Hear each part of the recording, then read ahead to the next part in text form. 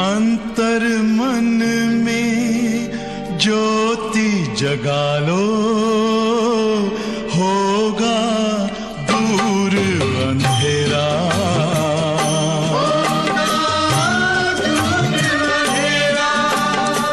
शिव का कर लो ध्यान, आ रहा पावन पुण्य सवेरा।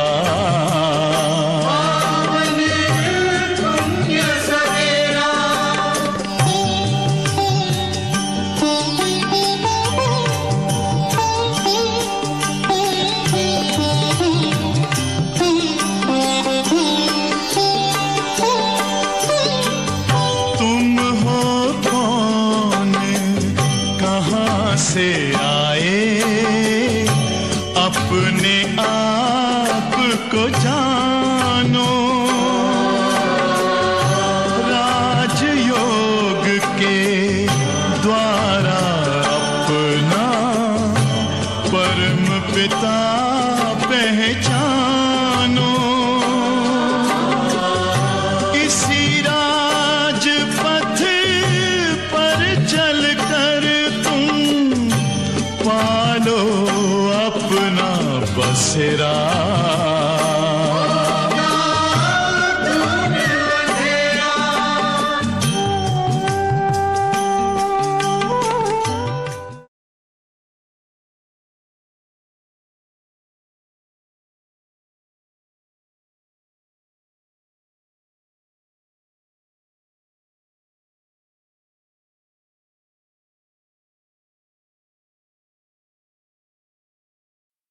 ओम शांति।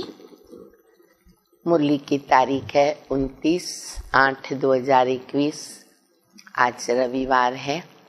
अव्यक्त बाप दादा के रिवाइज कोर्स के महावाक्य सुनेंगे। ओरिजिनल तारीख है 12/3/88। आज बाप दादा ने 3 प्रकार के स्नेही बच्चों के स्पष्टता की है कि 3 प्रकार के स्नेही बच्चे कौन से हैं। दिल के स्नेही हैं, समय के प्रमाण याद करने वाले, स्वार्थ जिसको बोलेंगे, ऐसे भी स्नेही बच्चे हैं। तो किस प्रकार से कभी मजबूरी से भी बाबा को याद करने वाले स्नेही बच्चे। 3 प्रकार में से फिर बाबा ने जो आज मुरली में स्पष्ट किया वो एक ही प्रकार का किया है। बाकी जो 2 प्रकार के हैं वो बाबा ने कहा कि मैं आगे सुनाऊंगा। तो जब हम मुरली सुनेंगे ना तो ऐसे ध्यान से सुने कि जो बाबा ने 1 प्रकार के स्नेही बच्चे स्पष्ट किए हैं उसमें मैं कहाँ तक हूँ, मेरा नंबर कहाँ है। और फिर बाबा ने ये भी बताया है कि जैसा समय उस प्रमाण बाबा के साथ संबंध निभाना। जैसे बाबा ने एक मिसाल दिया कि मान लो बाबा पढ़ाई पढ़ाते हैं, तब बाबा शिक्षक है, टीचर है, सुप्रीम टीचर है। अगर उस समय कोई बच्चा ये सोचे कि मैं इस समय बाबा के साथ है ना सखा का संबंध निभाना चाहता हूँ, तो वो योग्य नहीं है। पढ़ाई के समय पढ़ाई के समय हम स्टूडेंट हैं और बाबा हमें पढ़ा रहे, तो बाबा सुप्रीम टीचर है। तो उसके अंदर समझदारी चाहिए, ज्ञान चाहिए, और वैसे बाबा से संबंध निभा करके जो बाबा से प्राप्ति होती है वो हमें करनी होगी। तो बाबा ऐसी गुह्य पॉइंट्स हम बच्चों को दे रहे हैं। मुरली बहुत छोटी है परंतु बहुत गहरी है। तो बाबा की शिक्षाएं सुनेंगे। मुरली का सार है 3 प्रकार का स्नेह। 3 प्रकार का स्नेह तथा दिल के स्नेही बच्चों की विशेषताएं। दिल के स्नेही बच्चों की विशेषताएं जो आज बाबा बता रहे। दिल के स्नेही, और हमें दिल के स्नेही बनना है तो अपने आप को हम टेली करते जाएंगे।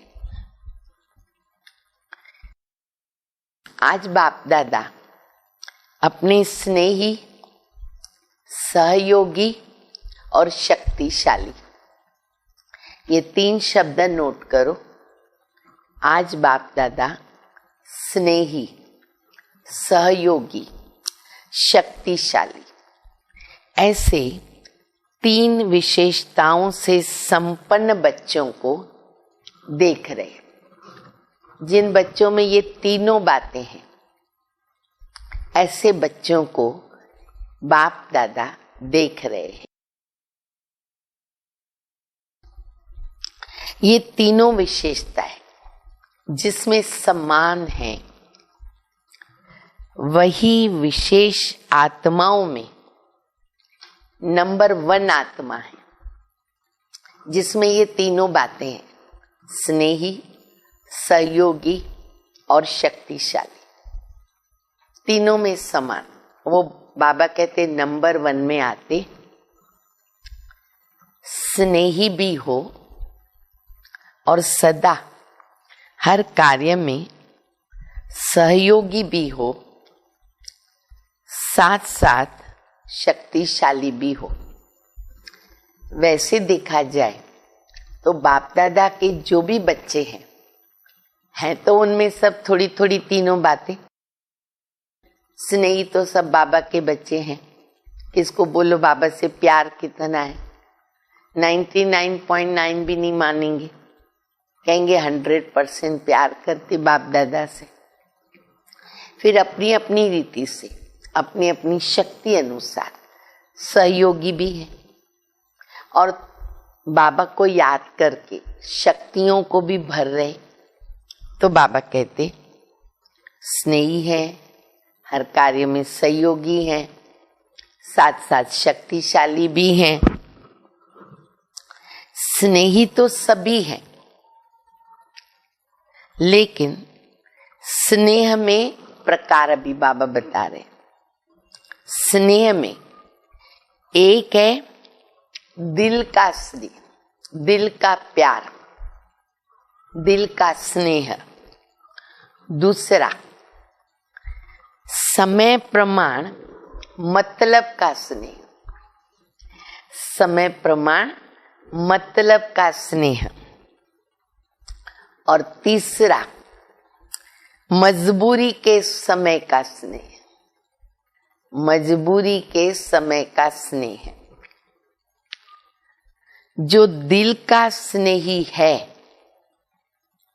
उसकी विशेषता, ध्यान से सुनेंगे भी, नोट भी करेंगे, चेक भी करेंगे। जो दिल का स्नेही, उसकी विशेषता क्या होगी? वह सर्व संबंध, सर्व प्राप्ति सदा सहज स्वतः अनुभव करेंगे। सर्व संबंध में बाबा कहते हैं जो प्राप्ति होती है ना, दिल के स्नेही बच्चे वह प्राप्ति का अनुभव सहज करेंगे, स्वतः करेंगे। एक संबंध की अनुभूति में भी कमी नहीं रहेगी कि बाबा से मैंने माता पिता का संबंध तो जोड़ा, अनुभव किया, प्राप्ति की, भाई का नहीं जोड़ा, बहन का नहीं जोड़ा, साजन का नहीं जोड़ा। नहीं, एक भी संबंध में कमी नहीं। जैसा समय वैसे संबंध के स्नेह के भिन्न भिन्न अनुभव करने वाले दिल के स्नेह, जैसा समय वैसा संबंध। समय को जानने वाले और समय प्रमाण संबंध को भी जानने वाले होंगे। जो दिल के स्नेही है, बाबा कहते हैं जैसा समय वैसा संबंध बाबा से जुड़ेंगे और वैसी प्राप्ति करेंगे। फिर बाबा ने एक मिसाल दिया, अगर बाप जब शिक्षक के रूप में श्रेष्ठ पढ़ाई पढ़ा रहे, ऐसे समय पर शिक्षक के संबंध का अनुभव न करके सखा रूप की अनुभूति में मिलन मनाने या रूरियान करने लग जाएंगे तो क्या होगा? जैसा समय वैसा संबंध जोड़ना दिल के स्नेहियों का क्वालिफिकेशन। अगर पढ़ाई के समय उन्होंने सखा का संबंध जोड़ा और वो अनुभव करने की कोशिश की, तो बाबा कहते पढ़ाई की तरफ अटेंशन नहीं होगा। नेचुरल है, सखा का संबंध जोड़ेंगे, पढ़ाई में ध्यान कम हो जाएगा उस समय। पढ़ाई के समय अगर कोई कहे, अब दूसरा मिसाल दे रहे बाबा, पढ़ाई के समय अगर कोई कहे कि मैं भी आवाज से परे की स्थिति में बहुत शक्तिशाली अनुभव कर रहा, ये सही है? बिल्कुल नहीं। बाबा पढ़ा रहे और उस समय ये बच्चा संकल्प करे मैं तो अभी बस खो जाना चाहता हूँ बाबा की याद में, नहीं, पढ़ाई के समय पढ़ाई करना बहुत जरूरी है। तो पढ़ाई के समय क्या ये राइट है? क्योंकि जब बाप शिक्षक के रूप में पढ़ाई के द्वारा श्रेष्ठ पद की प्राप्ति कराने आते हैं तो उस समय टीचर के सामने गॉडली स्टूडेंट लाइफ यथार्थ है, नेचुरल है। स्टूडेंट लाइफ चाहिए उस समय जब बाबा के सामने हम पढ़ाई पढ़ने बैठे हैं। तो इसको कहा जाता है समय की पहचान प्रमाण, संबंध की पहचान और संबंध के प्रमाण स्नेह के प्राप्ति की अनुभूति। लौकिक में भी ऐसे होता है। मान लो लौकिक पिता स्कूल में टीचर है और उसी क्लास में उसका बच्चा भी पढ़ता है, तो जब भी उसका पिता स्कूल में पढ़ाता है उस समय उसका बच्चा कौन है? स्टूडेंट है। वो समझेगा मेरा बाप है, मैं कुछ भी करूं चलेगा? नहीं चलेगा। तो हमें भी बाबा के साथ सर्व संबंध निभाने हैं, प्राप्ति तो हमें ही है, परंतु समय प्रमाण जैसे जैसे जिस संबंध की आवश्यकता है उस रीति संबंध निभाना और प्राप्ति करना, ये बहुत जरूरी हो जाता। यही बुद्धि को एक्सरसाइज करा, जो जैसा चाहे जिस समय चाहे वैसा स्वरूप और स्थिति में स्थित हो सके। जैसे कोई शरीर में भारी है, वजन होता है शरीर का, जैसे कोई शरीर में भारी है, बोझ है, अपने शरीर को सहज जैसा चाहे वैसा मोल्ड नहीं कर सकेगा। वजन है शरीर का, मोल्ड नहीं कर सकेगा। ऐसे ही अगर मोटी बुद्धि है, देखो बाबा ने कितना अच्छा मिसाल दिया और बता रहे, अब मान लो हमारी बुद्धि मोटी है, अर्थात किसी न किसी प्रकार का व्यर्थ बोझ, व्यर्थ किचड़ा बुद्धि में भरा हुआ। जैसे शरीर का वजन बढ़ता है, बुद्धि कैसे मोटी हो जाती है? किचड़ा भरा, व्यर्थ भरा, बोझ हो जाता है, कोई ना कोई अशुद्धि है। तो ऐसी बुद्धि वाला जिस समय चाहे वैसे बुद्धि को मोल्ड नहीं कर सकेगा। इसीलिए बहुत ही स्वच्छ, महीन अर्थात अति सूक्ष्म बुद्धि, दिव्य बुद्धि, बेहद की बुद्धि, विशाल बुद्धि चाहिए। कितने अच्छे नाम दिए बाबा ने चेक करने के लिए। हमारी चाहिए स्वच्छ बुद्धि, महीन बुद्धि, अति सूक्ष्म बुद्धि, दिव्य बुद्धि, बेहद की बुद्धि, विशाल बुद्धि, दूरांदेशी बुद्धि।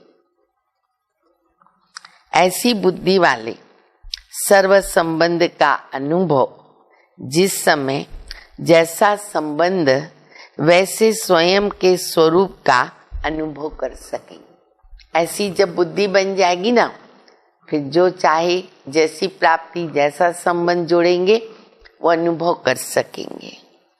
तो स्नेह तो सभी है, लेकिन सर्व संबंध का स्नेह समय प्रमाण अनुभव करने वाले सदा इसी अनुभव में इतने बिजी रहते, हर संबंध के भिन्न भिन्न प्राप्तियों में इतना लवलीन रहते हैं, मग्न रहते हैं, जो किसी भी का विघ्न अपनी तरफ झुका नहीं सकता। इसीलिए स्वतः ही सहज योगी स्थिति का अनुभव करते। जो बाबा ने कहा ना, महीन बुद्धि, विशाल बुद्धि, दूरांदेशी बुद्धि, स्वच्छ बुद्धि, दिव्य बुद्धि, जब ऐसी बन जाती है ना, तब बाबा कहते हैं कि वो बच्चे हर प्रकार का अनुभव सहज कर सकते हैं। इसको कहते हैं नंबर 1 यथार्थ स्नेही आत्मा। अब हमें देखना है कि मेरा नंबर 1 में नाम है कि नहीं है। स्नेह के कारण ऐसी आत्मा को समय पर बाबा के द्वारा हर कार्य में स्वतः ही सहयोग की प्राप्ति होती रहती है। इस कारण स्नेह अखंड, अटल, अचल, अविनाशी अनुभव होता। समझा? ये है नंबर 1 स्नेह की विशेषता। दूसरे तीसरे का वर्णन करने की आवश्यकता नहीं है। बाप दादा कहते हैं कि दूसरे और तीसरे प्रकार के जो स्नेह है, एक्चुअली उनकी वर्णन करने की कोई आवश्यकता नहीं है, क्योंकि सब अच्छी तरह से जानते हैं। मेन हमको जो करना है वो तो बाबा ने बता दिया। तो बाबा कहते बाकी तो सब जानते बच्चे। तो बाप दादा ऐसे स्नेही बच्चों को देख रहे थे, वतन में भी देख रहे थे। आदि से अब तक स्नेह एक रस रहा, या समय प्रमाण, समस्या के प्रमाण, या ब्राह्मण आत्माओं के संपर्क प्रमाण बदलता तो नहीं रहता। इसमें भी तो फर्क पड़ जाता है। आज स्नेह का सुनाया, फिर संयोग और शक्तिशाली तीनों विशेषता वाली आत्मा का महत्व सुनाएंगे। बाबा कहते आज सुनाया सिर्फ बाप दादा ने स्नेह का, बाकी सहयोग का और शक्तिशाली का वो बाबा बाद में सुनाएंगे। तीनों भी जरूरी है। आप सब तो ऐसे स्नेही हो ना, प्रैक्टिस है ना। जब जहां बुद्धि को स्थित करना चाहो ऐसे कर सकते हो ना। देखो प्रैक्टिस कितनी पक्की हुई है। बुद्धि को जब चाहो, जहां चाहो, जितना समय स्थित रखना चाहो वो रह सकती है कि नहीं। कंट्रोलिंग पावर है ना। रूलिंग पावर तब आती है जब पहले कंट्रोलिंग पावर हो। और जो स्वयं कोई कंट्रोल नहीं कर सकता तो वो राज्य को क्या कंट्रोल करेगा। पहले तो यहाँ स्वयं को कंट्रोल करना है, इंद्रियों का राजा बनना है। तो बाबा कहते जब यहाँ कंट्रोलिंग पावर आती है तो रूलिंग पावर आती है। इसीलिए स्वयं को कंट्रोल में चलाने की शक्ति का अभ्यास बाबा कहते अभी से चाहिए, तब तो भविष्य में भी राज्य करेंगे ना। तब राज्य अधिकारी बनेंगे। समझा? आज तो मिलने वालों की कोटा पूरी करनी है। बाबा कहते आज बाप दादा मुरली नहीं चला रहे, छोटी सी मुरली, थोड़ी शिक्षा दी बाबा ने, लेकिन आज बाबा मिलने का कोटा पूरा कर रहे हैं। देखो संगम युग पर कितना भी संख्या के बंधन में बांधे, लेकिन बंध नहीं सकते, संख्या ज्यादा आ जाती। मधुबन में ऐसे ही होता रहा। जब बाप दादा, अव्यक्त बाप दादा मिलने आते बच्चों को, जितनी संख्या देते उनसे ज्यादा पहुंच जाते बच्चे। इसीलिए समय को, संख्या को और जिस शरीर का आधार लेते हैं उसको देखकर उसकी विधि से चलाना पड़ता है। शरीर तो आखिर शरीर है, 84वां जन्म है, 84वां चोला है, और ऐसे शरीर का आधार लेकर बाप दादा मुरली चलाते। देखो कितना बाबा ने पालना दी, अथक होकर के। बाबा का जो रथ रहा आदरणीय परम श्रद्धेय गुलजार दादी का, कितनी उन्होंने अपनी रथ से भगवान से सेवा कराई। बहुत बड़ा भाग्य। इसीलिए देखो दादी का बहुत अच्छा मिसाल मंदिरों में कछुआ है। आप शिव के मंदिर में जाएंगे, पहले किसका दर्शन करना पड़ेगा? नंदीगण और कछुआ, तब शिव बाबा मिलेगा, उसके बिना नहीं मिलेगा। वो बाहर और शिव बाबा अंदर। तो शिव बाबा ब्रह्मा के तन में आए, बाद में बाप दादा ने गुलजार दादी के तन द्वारा हम बच्चों को पालना दी, शिक्षा दी, सब कुछ दिया। तो बाबा कहते कि बच्चे आज तो बाबा मिलने की कोटा पूरी कर रहे हैं ना, तो बाबा कहते शरीर को भी देखना पड़ता है। वतन में ये सब नहीं देखना पड़ता, इसीलिए बाबा कहते मिलन अभी अव्यक्त मिलन बनाओ। जब चाहे वतन में आओ, वहां क्यू में भी नहीं खड़ा रहना पड़ेगा, समय भी कोई नहीं बोलेगा पूरा हुआ अब जाओ, जितना बैठना है बैठो। वतन में ये सब नहीं देखना पड़ता, क्योंकि सूक्ष्म शरीर की गति स्थूल शरीर से तो बहुत तीव्र है ना।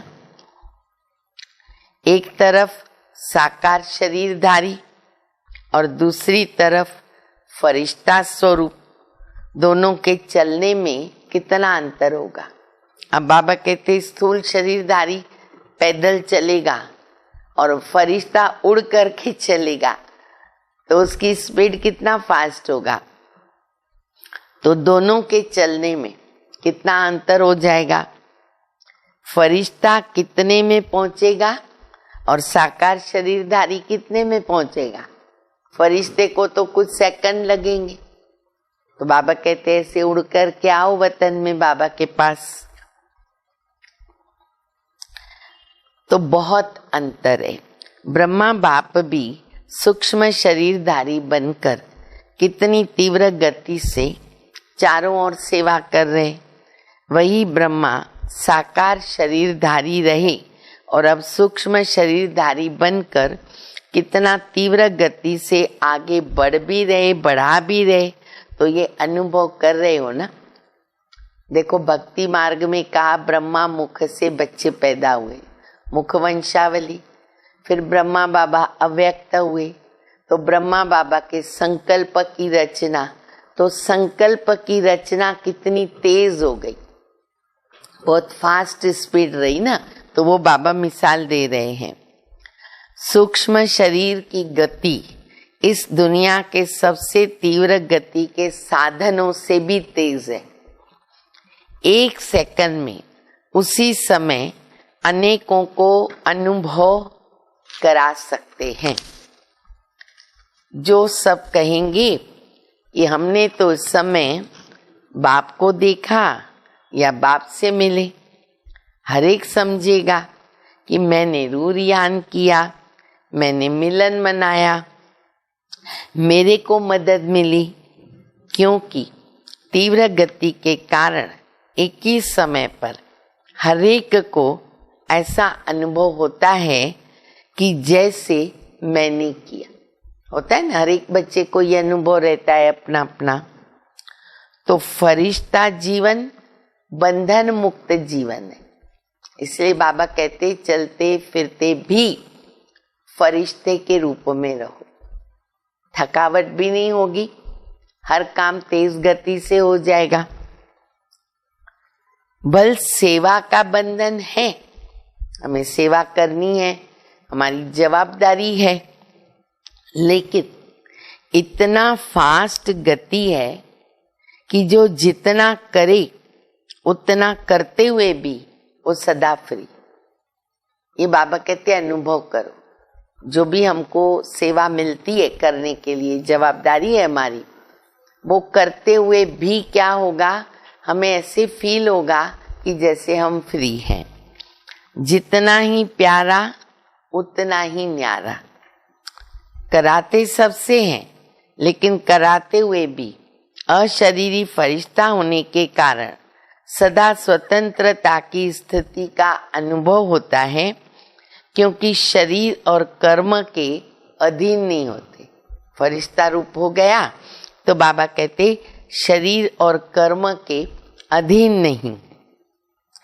आप लोगों को भी अनुभव है कि जब फरिश्ते स्थिति से कोई कार्य करते हो तो बंधन मुक्त अर्थात हल्कापन का अनुभव तो करते हैं।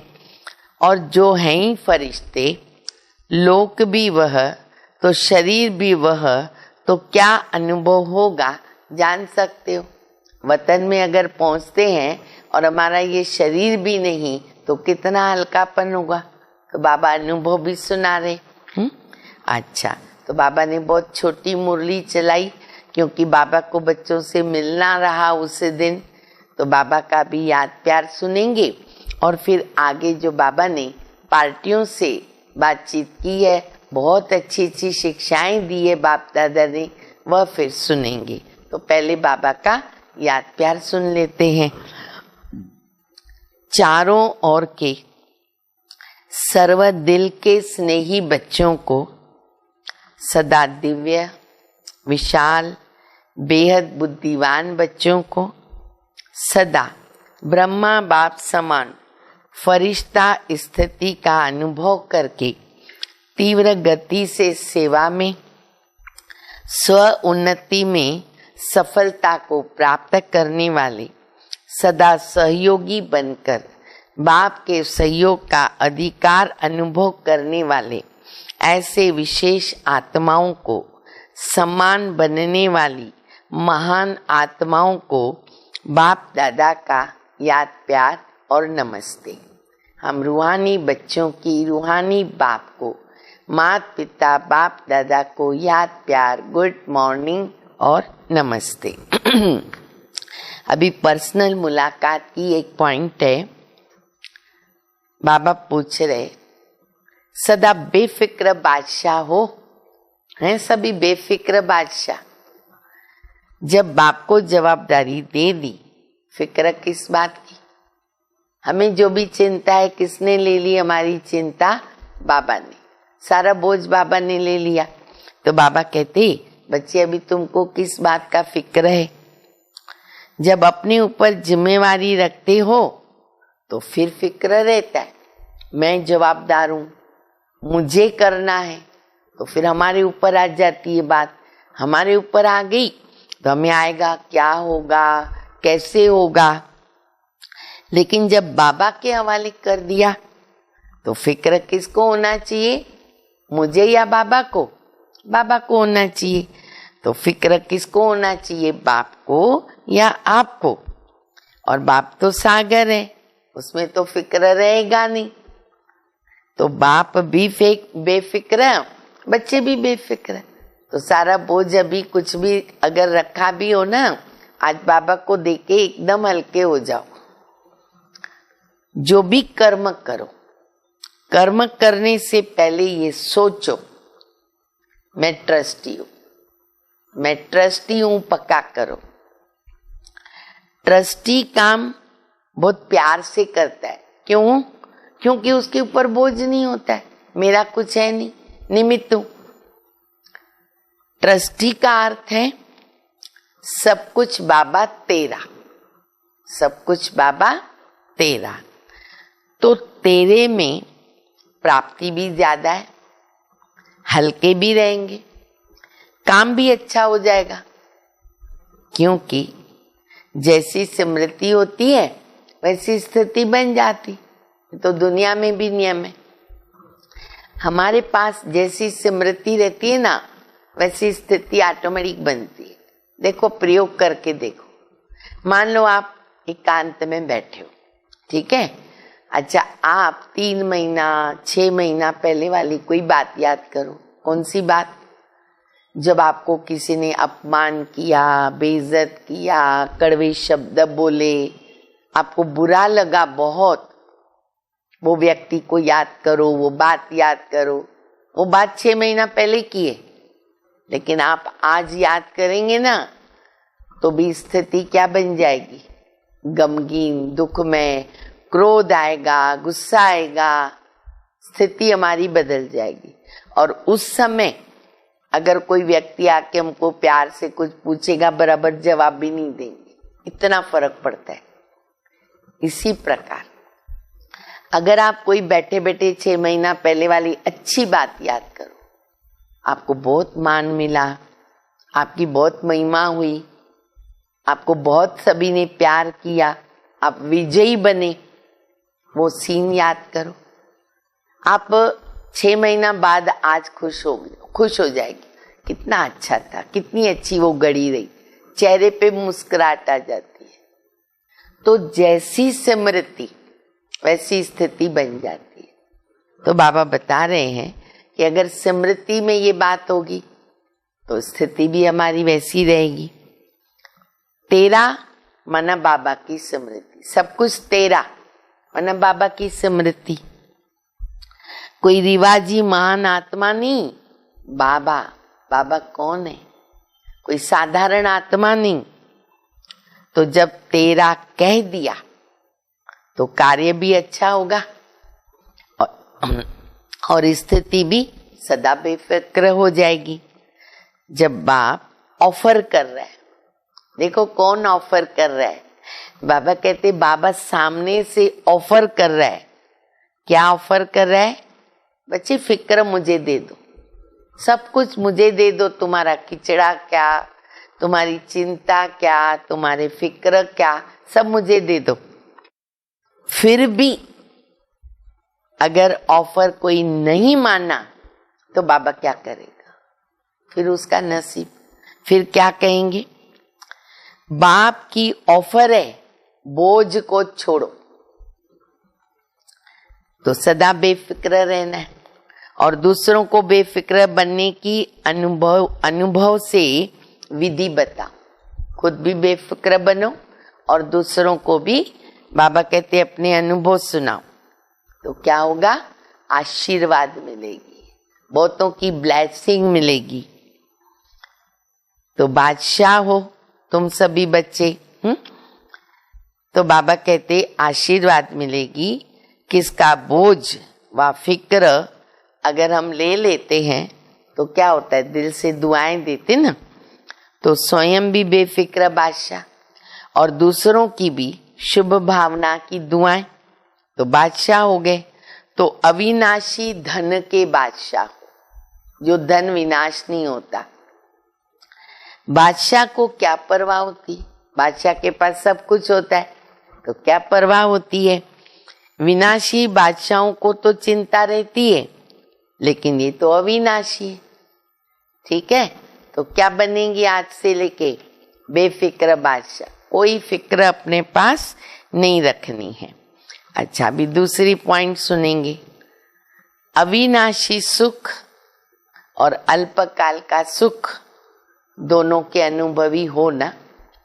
पहले अल्पकाल का सुख के अनुभवी थे, बाबा ने अविनाशी सुख का अनुभव कराया, अब हम दोनों के अनुभवी बन गए। अल्पकाल का सुख है स्थूल साधनों का सुख।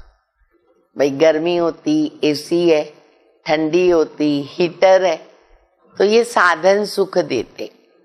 और अविनाशी सुख क्या है? ईश्वरीय सुख। तो सबसे अच्छा सुख कौन सा? ईश्वरीय सुख जब मिल जाता है ना, तो विनाशी सुख आप ही पीछे पीछे आता है। जैसे कोई धूप में चलता है तो क्या होता है, उसकी परछाई है ना, आप ही पीछे पीछे आती है। और अगर कोई परछाई के पीछे जाएगा तो कुछ नहीं मिलेगा। तो जो ईश्वरीय सुख के तरफ जाता है, उसके पीछे अल्पकाल का सुख स्वतः ही परछाई की तरह आता है। तो हमें अल्पकाल के सुख के पीछे नहीं रहना है, ईश्वरीय सुख के पीछे रहे, वो अपने आप आ जाएगा, मेहनत नहीं करनी पड़ेगी। जैसे कहते हैं, जहां परमार्थ होता है वहां व्यवहार स्वतः ही सिद्ध हो जाता है। ऐसे ईश्वरीय सुख है परमार्थ और विनाशी सुख है व्यवहार। तो परमार्थ के आगे व्यवहार आप ही हो जाता। तो सदा इस अनुभव में रहना तो दोनों मिल जाएंगे, नहीं तो एक मिलेगा और वो भी विनाशी, कभी मिलेगा कभी नहीं मिलेगा, क्योंकि चीजें तो विनाशी है, तो उनसे क्या मिलेगा। जब ईश्वरीय सुख मिल जाता है तो सदा सुखी बन जाते, दुख का नाम निशान नहीं रहता। ईश्वरीय सुख मिला माना सब कुछ मिला, कोई प्राप्ति बाकी नहीं रहती। अविनाशी सुख में रहने वाला विनाशी चीजों को न्यारा होकर के यूज करता है, उसके अंदर फंसता नहीं। ठीक है। अच्छा, मुरली का वरदान सुनेंगे। मनन शक्ति द्वारा वेस्ट के वेट को समाप्त करने वाले, मनन शक्ति द्वारा वेस्ट के वेट को समाप्त करने वाले सदा शक्तिशाली भव। आत्मा पर वेस्ट का वेट है, बाबा ने बताया ना पहले मुरली में, बोझ किस चीज का, मोटे होते हैं ना तो मोल्ड नहीं हो सकते, तो बुद्धि मोटी हो जाती व्यर्थ से, वेस्ट से। वेस्ट संकल्प, वेस्ट वाणी, वेस्ट कर्म, इनसे आत्मा भारी होती है। तो अब इस वेट को खत्म करो। इस वेट को समाप्त करने के लिए सदा सेवा में बिजी रहो, मनन शक्ति को बढ़ाओ। मनन शक्ति से आत्मा शक्तिशाली बन जाएगी। जैसे भोजन हजम करते तो क्या होता है, खून बन जाता है, फिर वह शक्ति का काम करेगा खून। तो ऐसे मनन करने से क्या होता है, आत्मा में शक्ति आ जाती है। स्लोगन है, जो अपने स्वभाव को सरल बना देते, जो अपने स्वभाव को सरल बना लेते हैं ना, उनका समय व्यर्थ नहीं जाता है। इसलिए स्वभाव को सरल बनाना बहुत बहुत बहुत जरूरी है, नहीं तो कोई ने कुछ कहा फीलिंग आ जाती है। सरल होगा तो हल्का होकर के रहेगा। अच्छा, ओम शांति।